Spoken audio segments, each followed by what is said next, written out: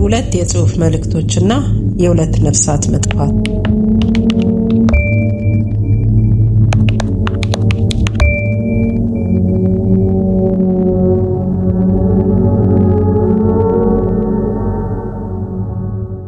ኖቬምበር 2022 የ18 ዓመቷ ካይሊን ፌንጎ ለወንድ ጓደኛዋ ነፍሰ ጡር መሆኗን በጽሑፍ መልእክት ላከችለት። የሰጣት ምላሽ አስወርጆ የሚል ነበር። ይህንን መልእክት ከተላላኩ ከቀናት በኋላ በመኪናዋ ውስጥ በጥይት ተመታ ተገኘች። የእርግዝናዋ አልትራሳውንድ ከሬሳዋ አጠገብ ተገኘ። ያልተወለደው ልጇ ከሷ ጋር ለዘላለም ሄደ።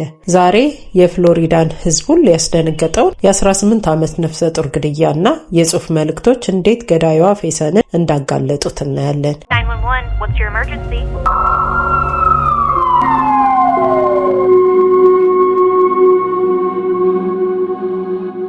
ካይሊን ፌንጎ ብሩህ፣ ደግና ብዙ ተስፋ የነበራት ወጣት የአንድ ልጅ እናትና የወደፊት ህይወቷን ነርሲንግ ተምራ በሄልዝኬር ውስጥ የማደግና የመስራት እቅድ የነበራት ወጣት ናት። ጓደኞቿ ሁልጊዜም ለሰዎች መልካም ነገር የምትመኝ ገር ልብ ያላት እንደሆነች ተናግረውላታል።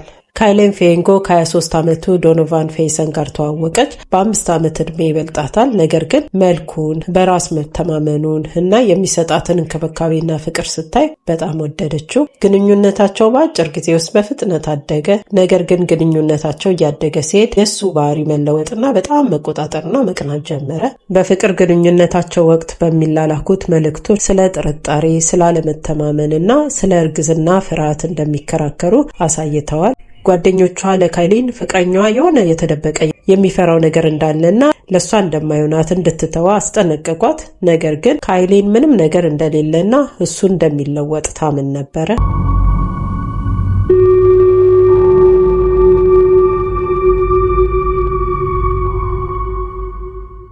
ኖቬምበር 10 2022 ካይሊን በጣም ተደስታ ህይወታቸውን የሚቀይር ዜና መስሏት ለፍቅረኛዋ ፌሰን አርግሻለሁ ብላ ከሁለት አልትራሳውንድ ምስሎች ጋር በጽሑፍ ላከችለት። ነገር ግን የፌሰን ምላሽ ፍቅር አልነበረም፣ ቁጣ ነበረ። በአጭር ቃል አስወርጆ ነበረ ያላት።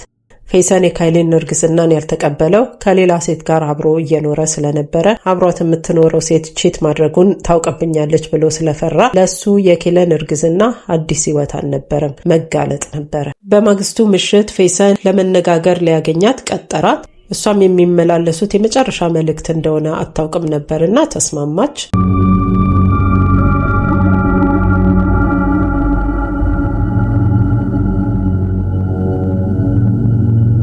ኖቬምበር 11 2022 ምሽት 11 ፒኤም የሳንፎርድ ፖሊስ በኮስትላይን ፓርክ ውስጥ አጠራጣሪ ተሽከርካሪ እንዳለ ሪፖርት ደረሰው። ፖሊሶች በቦታው ደርሰው በመኪና ውስጥ በሹፌር መቀመጫ ወንበር ላይ ካይሊን ወድቃ በአንድ ጥይት ጭንቅላቷ ላይ ተመታ ሞታ አገኟት። ከጎኗ ባለው መቀመጫ ላይ የልጇ የአልትራሳውንድ ምስል ነበረ። መርማሪዎቹ የአልትራሳውንድ ምስሉን ሲያዩ ወዲያውኑ አንድ ሰው እሷንና የተረገዘውን ልጅ በማጥፋት ማስረጃ ለማጥፋት እንደፈለገ ተረዱ። መርማሪዎች ምርመራቸውን ቀጠሉ። የስልኳን የጽሑፍ መልእክቶችና የመጨረሻ የስልክ ጥሪዋን የጊዜ መረጃ አጣምረው ይዘው ካይሊን በተገደለችበት ትክክለኛ ሰዓት ላይ የፌሰን ስልክ ኮስትላይን ፓርክ አቅራቢያ እንደነበረ አወቁ።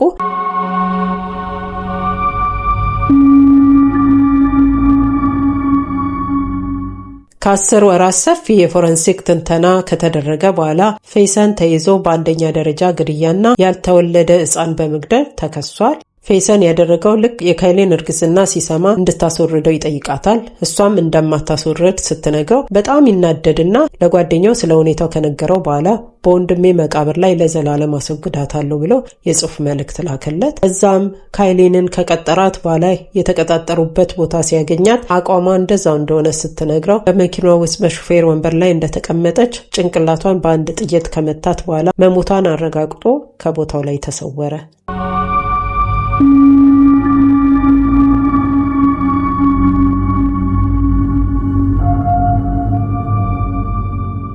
ኦክቶበር 2025 የፌሰን ችሎት በሴሚናል ካውንቲ ተጀመረ። አቃቤ ሕጎች ካይሊን ጽንሱን ለማስወረድ ስላልተስማማች እንደገደላት መረጃን አቅርበዋል። የካይሊን ቤተሰቦች ፍርድ ቤት ቀርበው ነበርና እናቷ እንዲህ ብላለች። በየቀኑ ከእንቅልፌ ስነቃ ሳቋንና አቅፏን ዳግመኛ የማላይበት ዓለምን እጋፈጣለሁ። ሐዘኑ ፈጽሞ ከውስጥ አይጠፋም ብላለች። የተከሳሽ ወገን ደግሞ ጉዳዩ ሆን ተብሎ የተደረገ ወይንም አስቀድሞ የታሰበበት እንደሆነ የሚገልጽ ምንም ማስረጃ እንደሌለ ተናግረዋል። ነገር ግን ዳኞች ጽሑፎችን፣ የቦታን መረጃና የጓደኛውን ምስክርነት አይተዋል። የካይሊን ፎቶና የልጇ የአልትራሳውንድ ምስል ለመጨረሻ ጊዜ በፍርድ ቤት ሲታይ የታደመው ሰው ሁሉ አለቀሰ።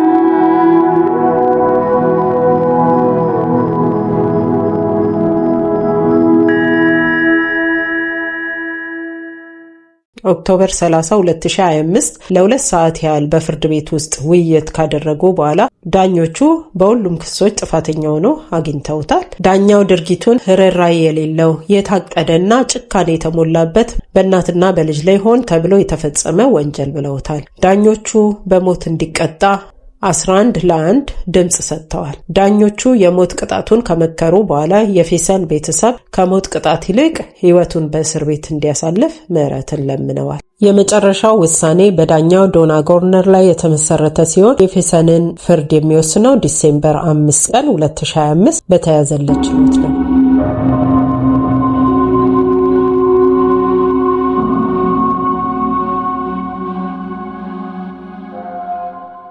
በዚህ ቻናል ላይ የማቀርብላችሁ እያንዳንዱ የወንጀል ታሪኮች አንድ ትምህርትን ያስተምረናል። የካይሊን ታሪክ ሐዘን በፍርድ ቤት ውስጥ የማይቆምና አመጽ ደግሞ የአንድ ሰውን ሕይወት ብቻ ሳይሆን ትውልድን፣ ቤተሰብንና ማህበረሰብን እንዴት እንደሚጎዳ የሚያሳየን ታሪክ ነው። 2 ቤተሰቦች ለዘላለም ሕይወታቸው ተቀይሯል።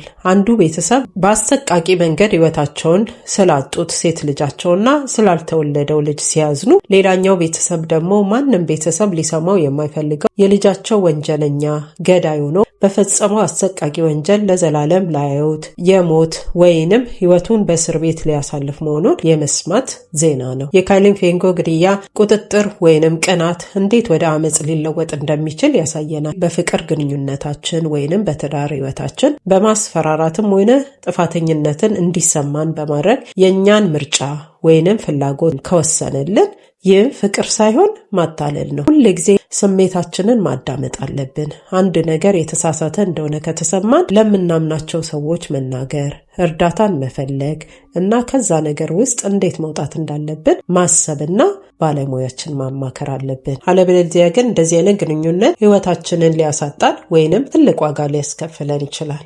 የዛሬው ታሪክ ይህንን ይመስላል። ስላዳመጣችሁኝ አመሰግናለሁ። ሌላ በአሜሪካ ውስጥ የተፈጸሙ እውነተኛ የወንጀል ታሪኮችን መስማት የምትፈልጉ ከሆነና ይህንን ቻናል ሰብስክራይብ ካላደረጋችሁ ሰብስክራይብ እንድታደርጉ በአክብሮት ጋብዛችኋለሁ። ሰብስክራይብ ያደረጋችሁ ደግሞ ላይክ፣ ሼር አድርጋችሁ ሌሎች ቻናሌን ላልደረሳቸው እንድታደርሱልኝ በትህትና ጠይቃችኋለሁ። ስለምትሰጡኝ ምክርና አስተያየት ከልቤ አመሰግናለሁ። በሌላ ታሪክ እንገናኛለን። እስከዛው ደህና ሁኑ። ባይ